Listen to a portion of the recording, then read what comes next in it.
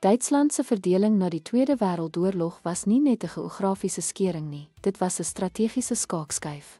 Die FSA en ISE het vasdraplekke verkry met Wes-Duitsland as 'n NAVO-bondgenoot en Oos-Duitsland wat in die Oosblok geïntegreer is. Hoe die Germaanse skering die FSA en die Sowjetmag verhoog het strategiese beheer in Europa, met Duitsland verdeeld, het beide die FSA en die ISE strategiese vasdraplekke in Europa verkry. Wes-Duitsland het 'n sentrale bondgenoot vir die FSA en 'n basis vir NAVO-operasies geword, terwyl Oos-Duitsland stewig geïntegreer was in die Sowjet-beheerde Oosblok. Elke kant het sy sone gebruik om militêre, politieke en ideologiese mag oor Europa te projekteer. Militêre uitbreiding en alliansies, die Duitse verdeeldheid het die skepping en uitbreiding van mededingende militêre alliansies geregverdig. Die FSA het die stigting van NAVO, Noord-Atlantiese Verdragsorganisasie, in 1949 gelei, deur Wes-Duitsland se strategiese posisie te gebruik om Sowjet-aggressie af te skrik.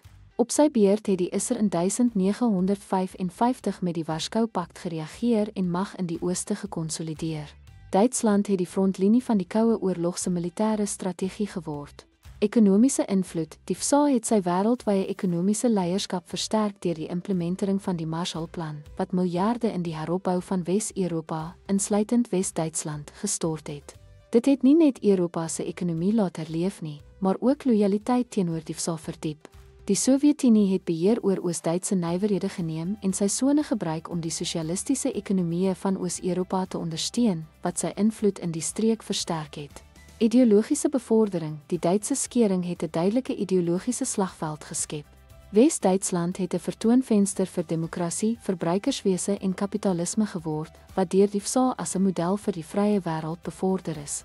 Oos-Duitsland is deur die ISE gebruik om die vermeende voordele van kommunisme te demonstreer. Elke supermoondheid het wêreldwye aandag en invloed verkry deur Duitsland as bewys van hul stelsel se superioriteit te gebruik.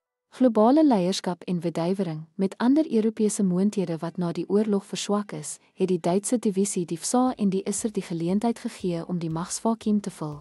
Hul direkte beheer oor Duitse grondgebied het hul status in internasionale diplomasie verhoog en hul rolle as globale leiers in 'n bipolêre wêreld bevestig. Ten slotte, die verdeling van Duitsland het gehelp om die Verenigde State en die Sowjetunie as supermoondhede te verstewig deur hul militêre, ekonomiese en ideologiese bereik uit te brei. Duitsland het beide 'n simbool en 'n instrument van hul toenemende globale invloed geword, wat die struktuur van die Koue Oorlog magspolitiek versterk het. Dankie dat u by ons aangesluit het.